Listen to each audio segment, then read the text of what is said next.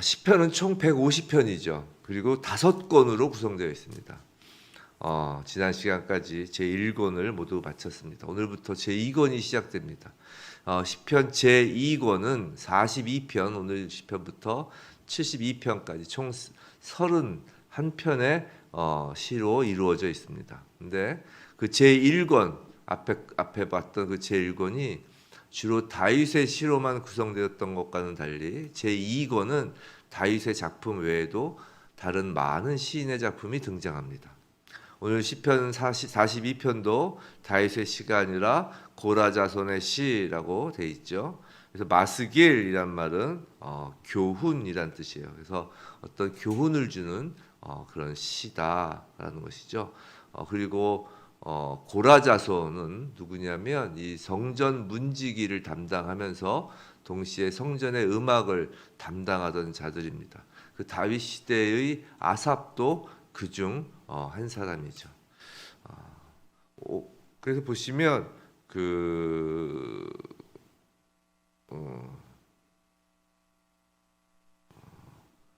오늘 말씀 가운데 4절 보시면 내가 전에 성의를 지키는 무리와 동행하여 기쁨과 감사의 소리를 내며 그들을 하나님의 집으로 인도하였더니 이제 이 일을 기억하고 내 마음이 상하는도다, 이렇게 돼 있죠. 그래서 그들을 하나님의 집으로 인도하였더니 문지기였다고 했죠. 고라 자손이. 근데 이제 찬양하면서 음악을 담당하는 자들로 찬양하는 사람들입니다. 그래서 찬양하면서 성전으로 쭉 인도하는 사람들이죠. 다윗 시대 아삽도 그중 한 사람입니다. 자, 오늘 42편은 이 다음에 나오는 43편과 본래 하나의 시였다고 보는 견해가 일반적입니다. 보시면 바로 밑에 43편 있죠. 그 43편에는 표제가 없어요. 그렇게 말한 이유는 이 43편에 표제가 없고 또 두 시의 형식과 주제가 비슷합니다. 한번 볼까요? 42편, 오늘 보면 42편 5절 보면 내용으로 내가 어찌하여 낙심하며 어찌하여 내 속에서 불안해하는가. 너는 하나님께 소망을 두라. 그가 나타나 도우심으로 말미암아 내가 여전히 찬송하리로다. 자, 이 구절이 42편 11절, 오늘 맨 마지막 절에도 동일하게 나오고 있죠. 이게 후렴구예요. 근데 이것이 43편 5절을 보세요. 43편 5절을 보시면 똑같이 나오고 있는 것을 우리가 볼 수 있습니다. 내 영혼아라고 하면서요. 같은 후렴구를 쓰고 있죠. 그리고 두 시는 모두 그 하나님의 성전이 있는 시온, 즉 예루살렘, 그 성전을 사모하는 시입니다. 주제가 같다는 것이죠. 그래서 또 이 42편, 43편은 성전 봉사자들이었던 고라 자손들이 바벨론의 포로로 잡혀가 하나님의 성전이 있던 시온을 생각하며 드렸던 시라고 봅니다. 즉 예배를 드리지 못하는 슬픔과 나라를 잃은 절망을 담아 지었다고 하는 것이죠. 그래서 이 두 시를 남은 자들의 시편이라고 부르기도 합니다. 그걸 알 수 있는 게 바로 이 6절 보세요. 6절 보시면 내 하나님이여 내 영혼이 내 손에서 낙심이 되므로 내가 요단 땅과 헤르몬과 미살산에서 주를 기억하나이다라고 하죠. 지금 이스라엘 땅에 있는 것이 아니라 이렇게 이스라엘 주변 땅에 흩어져 있는 자신들의 처지를 이야기하는 것이에요. 주의 폭포 소리에 깊은 바다가 서로 부르며 주의 모든 파도와 물결이 나를 휩쓸었나이다. 7절에서 얘기하는 건 주님의 그 심판으로 휩쓸렸다는 것이죠. 지금 포로가 됐다는 거예요. 아수르의 포로가 되고 그 다음에 바벨론의 포로가 되었다는 것이죠. 그것을 지금 의미한다고 볼 수 있습니다. 오늘 시편을 한번 보겠습니다. 42편 1절은 이 하나님이여라며 노래를 시작합니다. 하나님이여. 제1권의 시들은 주로 여호와여라는 이름을 많이 불렀어요. 근데 제2권에서는 주로 하나님, 즉 엘로힘이라는 이름을 부릅니다. 야훼, 여호와라는 이름은 언약을 맺으시는 하나님, 우리가 친밀하게 교통하시는 하나님이라는 뉘앙스를 갖고 있는데 이 엘로힘, 즉 하나님이라는 이름은 창조주 하나님, 전능하신 하나님, 우리를 구원하시기에 충분하신 하나님이라는 의미가 짙게 깔려 있습니다. 시인은 지금 우리를 구원하시는 하나님의 이름을 갈급하게 부르고 있는 거예요. 하나님이여 1절에서 시작하죠. 6절에서도 하나님이여라고 합니다. 마찬가지로 43편도 하나님이여라고 시작하는 것이죠. 우리를 구원해 주실 하나님, 그 이름을 갈급하게 부르고 있는 거예요. 그 갈급함을 시인은 1절에서 사슴이 시냇물을 찾는 것에 비유하고 있습니다. 사슴이 시냇물을 찾기에 갈급함 같이. 자, 이 구절은 시편의 어느 구절보다 우리에게 익숙한 내용, 익숙한 구절이죠. 근데 이 표현이 여기서만 나타나는 표현이라는 것이에요. 사슴이 시냇물을 찾기에 갈급함. 여기서만 나타나는데도 불구하고 무수한 시편의 표현들 가운데 우리 성도들의 뇌리에 매우 이 구절이 친숙하다는 것은 그만큼 이 표현이 우리 성도들에게 공감대를 형성할 정도로 매우 적절한 비유라는 것이에요. 자, 사슴은 열이 많은 동물이기 때문에 물을 자주 먹음으로써 열을 식혀야 된다고 합니다. 그래서 사슴이 당장 물을 마시지 않으면 죽는다는 거예요. 그래서 사슴은 하나님의 자녀를 상징하죠. 이 구절을 한번 우리에게 적용하면서 오늘 본문을 보기로 하겠습니다. 첫째 1절, 우리는 무엇으로 목이 마르고 있나요? 우리는 무엇으로 목이 마르나요? 한번 돌아보길 바랍니다. 정말 돈이 없어서 돈에 목이 마르고 있나요? 건강을 잃어서 건강에 목마르고 있나요? 지위, 학벌, 명예, 성공에 목마르고 있나요? 만약에 그것이 없어서 당장 죽을 것 같다면, 그것에 목마르다면 우리의 시냇물은 그 돈, 건강, 지위, 학벌, 명예, 성공일 것이고 그것을 찾아 헤매는 사람일 것입니다. 그렇지 않다면 하나님이 나와 함께 안 계시면 죽을 것 같나요? 하나님에게 목이 마르나요? 정말 세상에서 가치 있다고 하는 것들이 그런 것이 없어서 목이 마르다면 아직 하나님으로부터 오는 생수를 마셔본 경험이 없는 것입니다. 생수 대신 예수를 만난 적이 없는 거예요. 교회에서 예배를 드린다고 하여도 예수 자체를 만난 것이 아니라 종교 생활 중 정말 어쩌다 얻게 된 그 돈, 건강, 성공 등 세상적인 가치만을 만난 것입니다. 예수를 만난 사람은 예수 없으면 죽을 것 같은 거예요. 예수 없으면 목이 마르게 되어 있는 것입니다. 내 영혼이 그 어떤 것도 구하는 것이 아니라 오직 주를 찾기에 갈급한 것입니다. 우리가 정말 무엇으로 목이 마르고 있는지. 두 번째 2절, 우리는 정말 목이 마르나요? 첫 번째는 무엇에 목마르냐라고 물었습니다. 자, 하나님, 예수님으로 목마릅니다라고 하는데 정말로 목이 마르나요? 정말 안 계시면 죽는 것 같은가 말입니다. 시인은 살아계신 하나님을 갈망합니다. 그런데 하나님은 언제나 살아계시죠. 죽으실 수 없습니다. 문제는 정말 우리가 하나님이 살아계시기를 갈망하느냐 말입니다.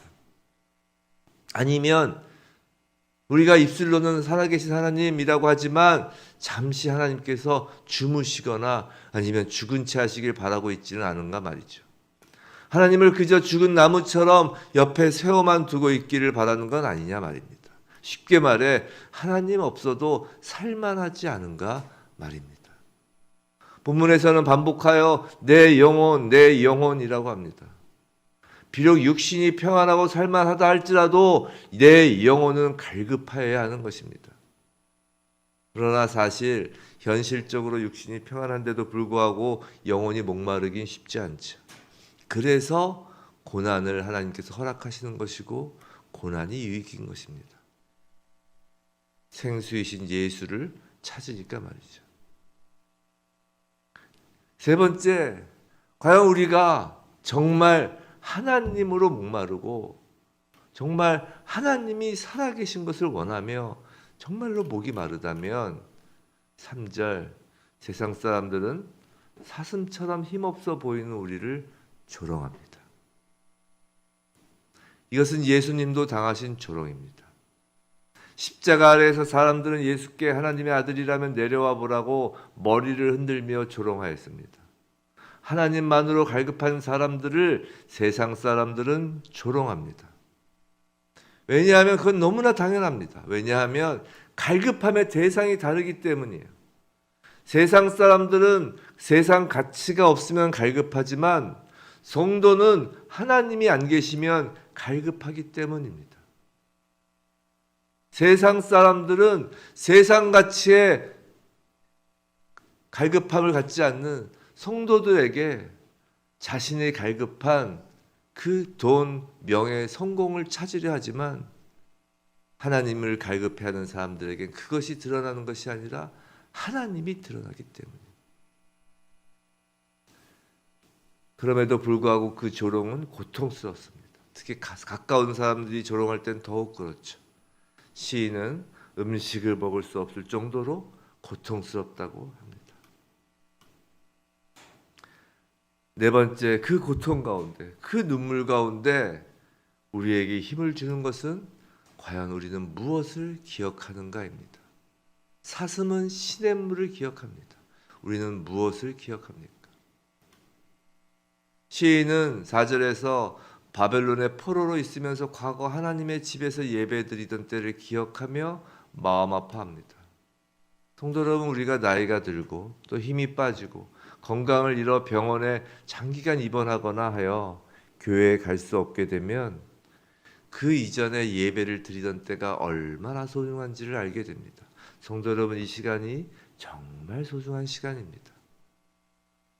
우리가 무엇을 감사하는지는 무엇을 기억하는지에 달려 있어요.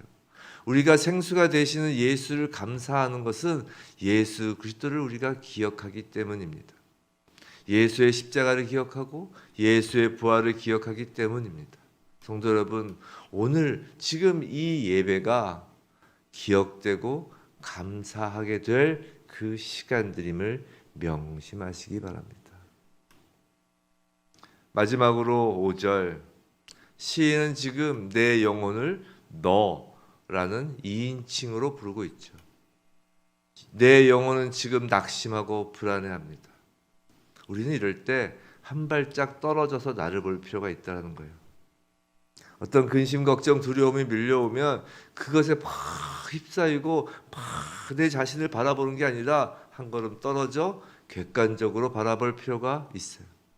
실제로 우리가 하는 대부분의 걱정이 쓸데없거나 별로 중요하지 않은 일이라는 통계가 있습니다. 한 조사에 따르면 사람이 걱정하는 일 중에서 실제로 일어나지 않을 일들은 40%가 되고요. 또 이미 지나간 일이기 때문에 걱정 근심할 필요도 없는 것이 30%라고 합니다. 70% 빠졌죠. 그다음에 별로 정말 중요하지 않은 일들이 22%라고 합니다. 그럼 92% 빠졌죠. 그리고 우리 힘으로는 어찌할 수 없는 일, 근심, 걱정, 두려워 봐야 아무런 방법이 없는, 어떻게 할 수 없는 그런 일이 4%라고 합니다. 96%가 빠져나가는 것입니다. 우리가 하는 그 걱정과 근심의 96%는 쓸데없거나 중요하지 않다는 소리입니다. 우리는 문제나 환경을 바라보는 것이 아니라 오직 하나님만 바라보는 것, 즉 하나님께 소망을 두라고 내 영혼에게 선포하여야 합니다. 내가 좀 떨어져서 내 영혼에게, 내 마음에게 그것을 선포하는 거예요. 명령하는 거예요. 하나님의 말씀인 오늘 시편 말씀으로 선포하는 것입니다. 내 영혼아 낙심하지 말고 하나님께 소망을 두라라고 이 말씀을 가지고 내 자신 영혼에게 선포하는 것입니다. 그럴 때 낙심과 불안이 아니라 찬송이 우리의 삶이 될 것입니다. 왜냐하면 우리는 시냇물을 찾았기 때문이죠. 부디 우리 모두 세상 가치가 아니라 하나님만으로 목마르며 죽어있는 하나님이 아니라 정말 살아계신 하나님을 소망하며 낙심이 아니라 하나님만이 소망인 그 하나님의 자녀로서 정말 우리의 하루하루가 두려움이 아니고 낙심이 아니라 찬송으로 힘차게 살아가는 우리 모두이길 주님의 이름으로 축원합니다.